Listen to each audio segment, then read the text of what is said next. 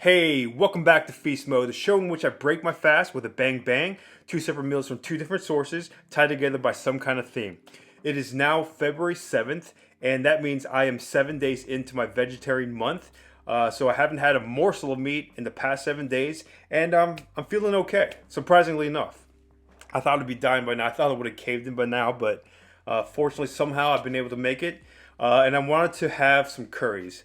I decided to, for my first video of February, I wanted to have two different curries from two different types of cuisines that are known for really great vegetarian food. So I got a green Thai curry right here. Very hyped for that.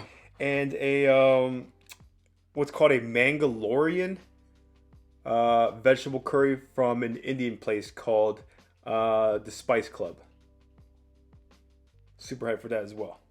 And of course, with that, I have a piece of garlic naan. I have another piece on the side, off camera here if I need it, to go with my my Indian curry, as well as jasmine rice for my Indian curry and a sort of a basic non-sticky rice for my jasmine curry. I also have my trusty sriracha on the side and a couple spears of dill pickle, because I think it'd go really great with this to kind of break up that richness.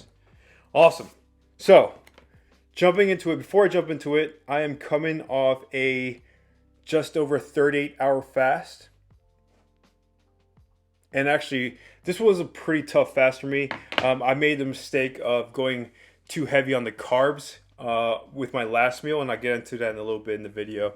But there's definitely a technique and sort of a strategy to go into a fast or before you start a fast that I did not employ, even though I knew how to do it. And just my stomach got the better of me. With that being said, dude, I am really, really hungry.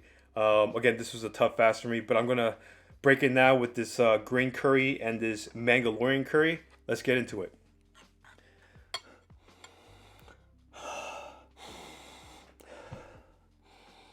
Two very distinct curry flavors, or smells rather. Again, this is all vegetarian. I see in the green curry, you have a lot of coconut milk, the green curry powder, what looks like cabbage, bamboo shoots, baby corns, carrot, green beans, and some Thai basil. Okay, you know what? Let's try this curry first before I try with the rice. Oh, wow. Some spice hit you right in the throat. That's delicious, though. Ooh, you gotta remember when you get Thai food, medium means spicy as hell. Okay, that is really awesome. That is so warming. So nice after a long fast.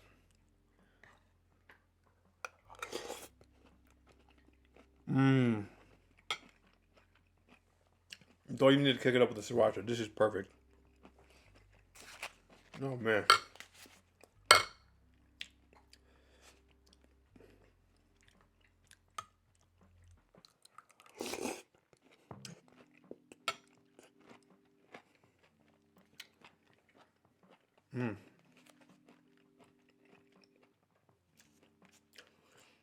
That's awesome.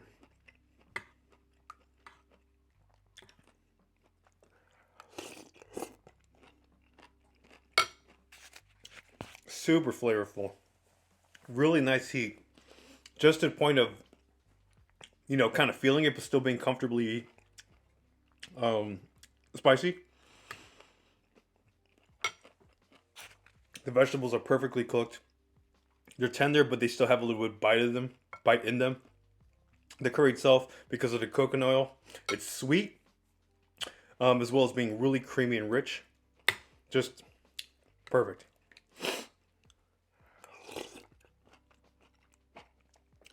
Oh, man. That's so good.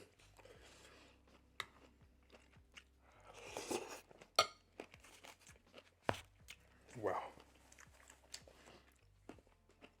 And this is from a little place, a local place called Sakuntai. Highest rated on Yelp for my area. As is this, a place called Pepper Spice Club, I think.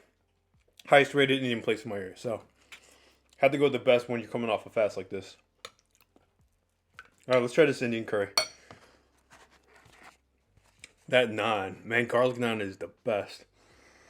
Cilantro, garlic, butter, and cooked in their tandoori clay oven. There we go. And this is supposed to be medium spicy as well. Let's see how it compares to the heat from the Thai spicy. From experience, Thai and Indian definitions of spicy seem to be pretty similar.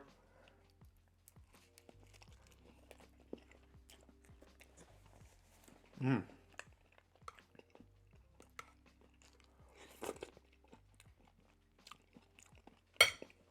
Mm. That's so good too. As far as what's in here, I don't know what Mangalorian really means. It sounds similar to Mandalorian, which is a Star Wars thing, but this is I think there's lentils in here, maybe like ground lentils. It's definitely kind of thicker. It's definitely a lot thicker than this green curry. You can see a little. Yeah, it's a lot thicker. There's looks to be eggplant in here, zucchini, carrots, broccoli, cauliflower. I guess curry leaf. I think that's a curry leaf, and some onions. And it has a very different flavor profile than the green curry, but equally delicious. Less spicy than the green curry.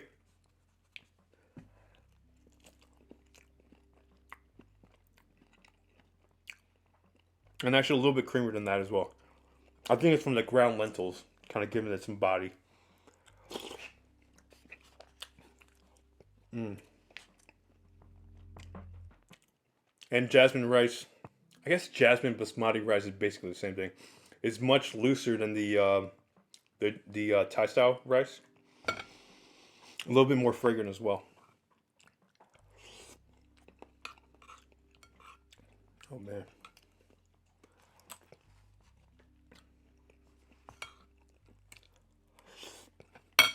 Mmm. And these pickles. Mmm.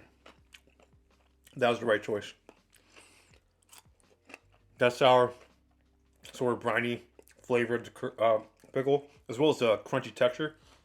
It's a nice way to kind of break up the sort of the heavy, creamy flavors of the curry. Yep. This naan is great, but I wish there was more garlic. I like my garlic naan heavy with the garlic flavor. Maybe I should have toasted more as well, or toasted it once I got back home as well. But I'm too into this right now to care.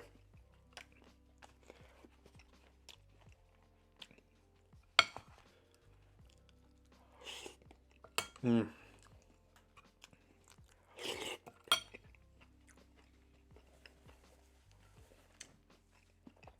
All right, let's switch back to the green curry. And I'm definitely more familiar with Thai style curry than I am with Indian curries. Even though I do believe curry originated from India, I'm not entirely sure about that.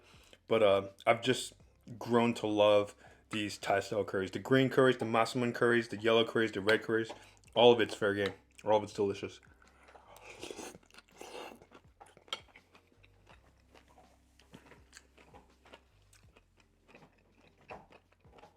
Though I've never been to a Thai restaurant and not gotten something with a meat component to it, but this is still quite nice. I will say that I do miss like my pork or shrimp that I usually get with my Thai curries, but it's all good. This is delicious regardless.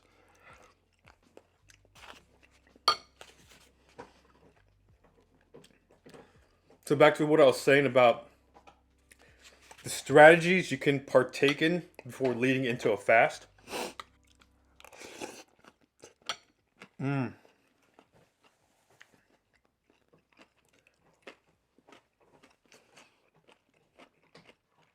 Perfect amount of heat. It needs a little more heat. Before you start a fast,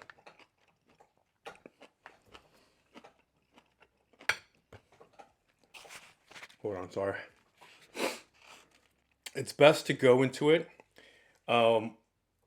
with a by modifying your diet to cater a little bit more heavily on the fats and the proteins versus the carbs. Typically, when you're just going through an everyday meal, most people will have 50 to 60% of the calories, their daily intake from the calories come from carbohydrates, maybe 20 to 30% in the fat, and the rest in protein.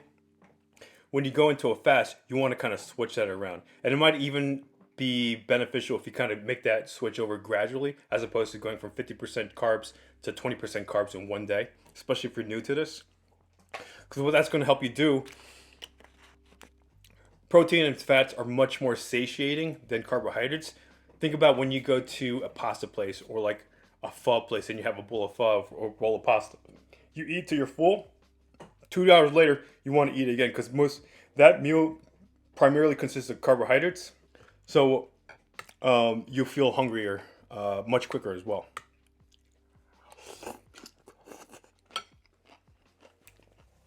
And the reason why fasting is such an effective way of weight management is because it kicks you into a ketogenic state about 20 to 24 hours after your last meal. When you have an excess of carbohydrates to use as fuel, your body will continue to use that as fuel as opposed to turning to your stored fats as fuel. And now that'll slow down the process of getting into that ketogenic state. You can also try a ketogenic diet, but that generally takes about 2 to 4 days for most people before they get ketogenic. And fasting will get you into that state much quicker. I don't know if I explained that well. But basically, the idea is to stave off hunger for as long as possible as you go into your fast. By eating more fats, healthy fats, before heading into a fast. And you'll be able to get longer into the fast before you feel any pangs of hunger. Basic idea.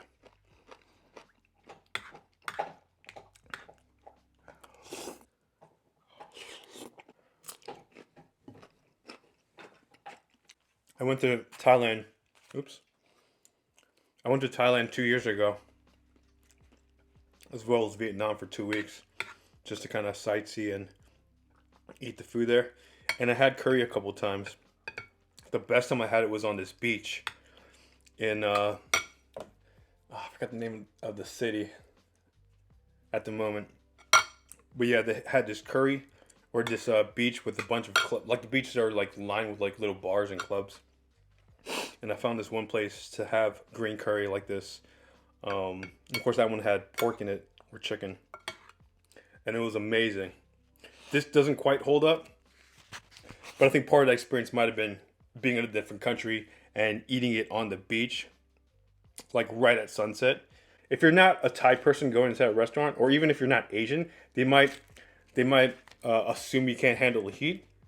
You just gotta let them know that you can if you want to get something that's actually pretty spicy. Otherwise, they might just kind of dumb it down for you.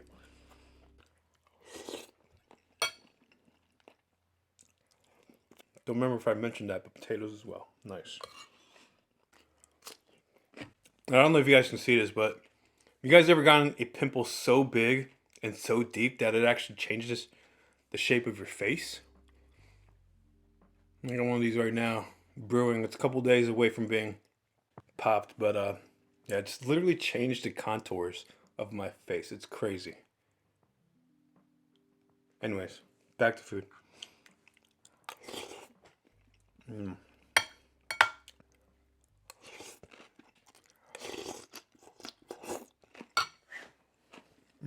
So 7 days into February without any meat. That's 6.5 days longer than I've ever gone without meat. And I managed to do it so far without without many sort of instances where I was tempted to break. But I have a couple dinners and lunches coming up with some friends over the next week and a half. that are really going to test me. In fact, I even opted out of one of them. I'm not going to go eat dim sum with some friends because I know that dim sum's irresistible to me, and most dim sums have meat in them, or at least the best ones do. I'm not willing to put myself in an environment that's going to compromise what I'm trying to do this month. But you best believe I've been planning how I'm going to break my first meal with meat back in the back on the menu on March 1st. I already know what's going to happen. That might change over the next 3 weeks, but I got some things in mind for that.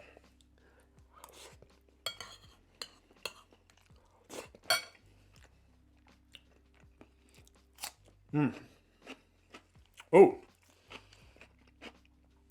it's Oscar season. 2 days from now, we're going to have the 87th, I don't know, the Oscars, the Academy Awards. And although I don't always agree with the methodology the Academy uses to determine what kind of movie deserves to be nominated for Best Picture, I do recognize that the Academy Awards still have a lot of clout, and they can really kind of shift the dynamic of how people view certain movies and films from different countries and directors and actors and stuff like that. So I understand the clout behind it, though I definitely disagree with a lot of their selections and their omissions and stuff like that. With that being said, I have seen 6 of the 9 Best Picture nominees this year, and I want to talk to you about them a little bit. So, in order from worst to best, in my opinion, they are Once Upon a Time in Hollywood, the latest Quentin Tarantino film. It wasn't a bad movie, and I actually watched it on a plane while going to Japan or coming from Japan, and maybe that had something to do with it. Watching it on a small screen filled with all this background noise, but I found it to be the least funny and the least sort of like stylized sort of Tarantino flick I've ever seen, and I love Tarantino. This is an homage to Tarantino's Pulp Fiction, as well as my favorite anime of all time, Cowboy Bebop. And it kind of missed the mark in a lot of the signature things that Tarantino does really well. And even the ending scene, which I won't spoil obviously, just didn't hit as hard as a lot of people said it did hit. So for me, it kind of missed the mark there. Now I will rewatch it again just to see if my initial feelings do kind of I still feel that way, because it might be one of those movies where I don't like it on the initial viewing, and then repeated viewings get me to change my mind about it. That happens with me all the time, so we'll see about that.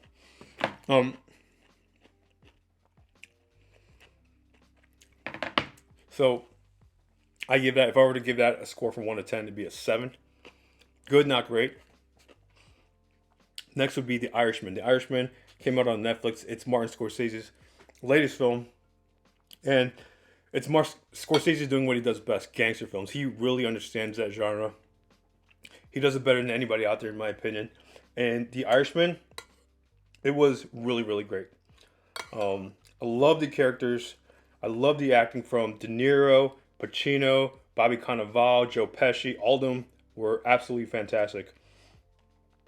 I do feel like, because it is a Scorsese gangster film, it's a movie that I've seen before. But with that being said, I mean, the pacing was right on point. The acting was, again, phenomenal. You got some of the best actors of that last generation all in the same movie. Under Scorsese's, eye, it really delivered on almost all the fronts.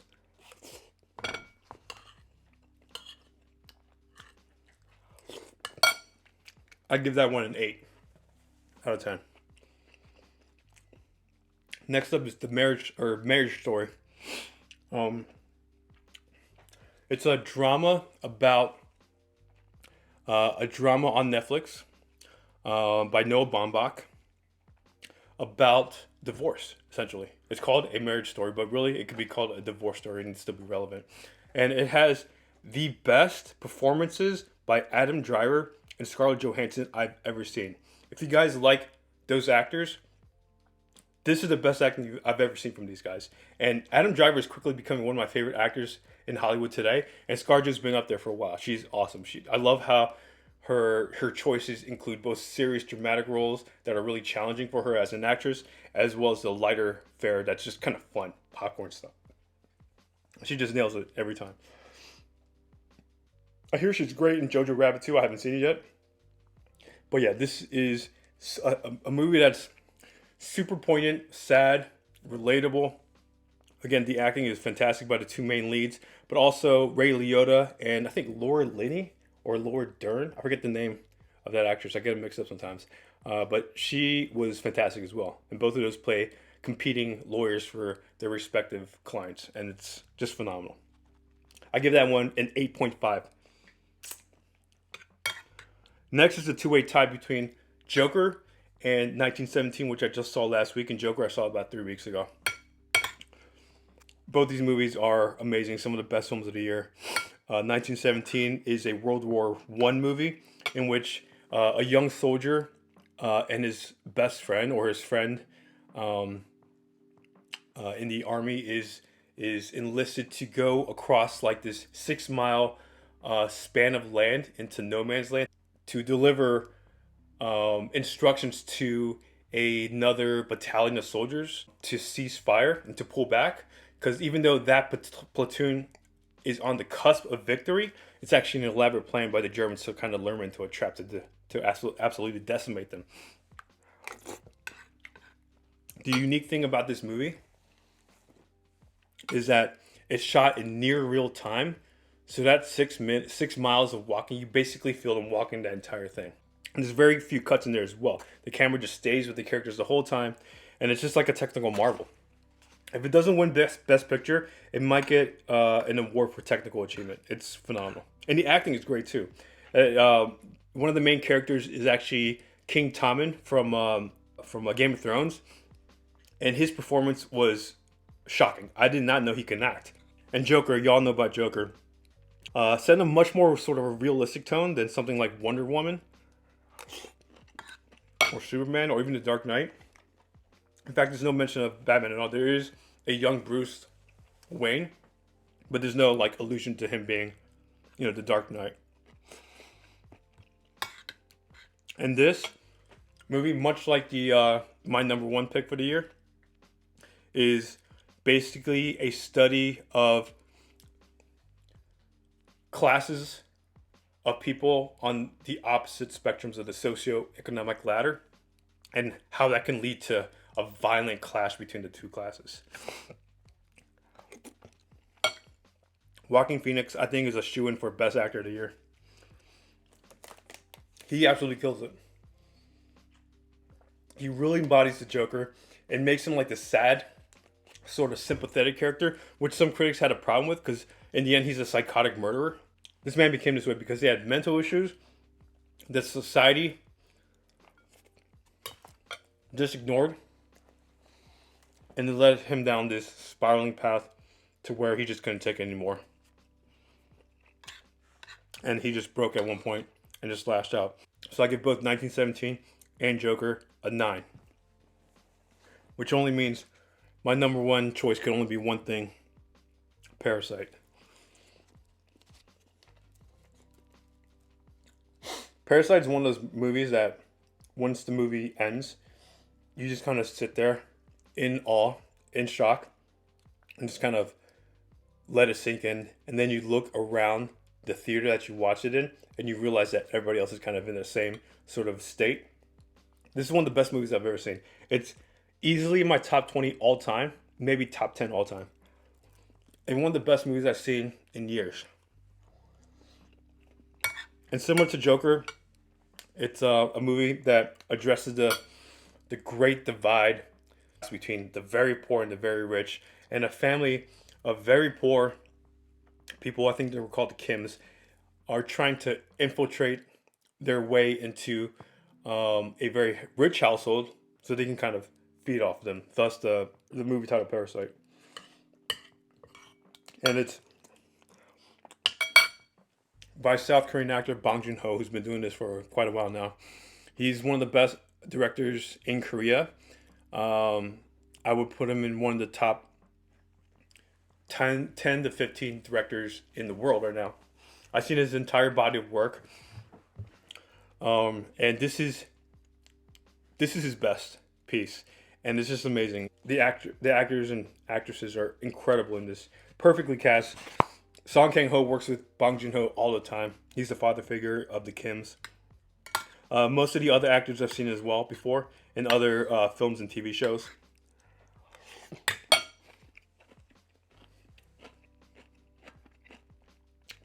Cinematography is amazing. The score is outstanding.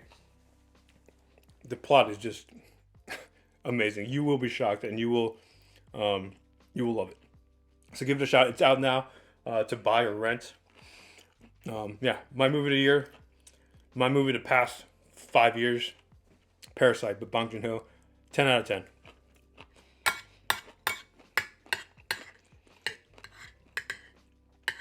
All right, guys, I'm hitting the wall. This will make a nice meal for later tonight or tomorrow. Then I'm back to fasting. If you guys like the video, please like, subscribe, leave me a comment, hit that notification bell. Until next time, feast mode out.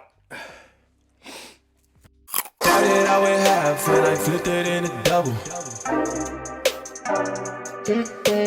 Started out with half and I flipped it into double.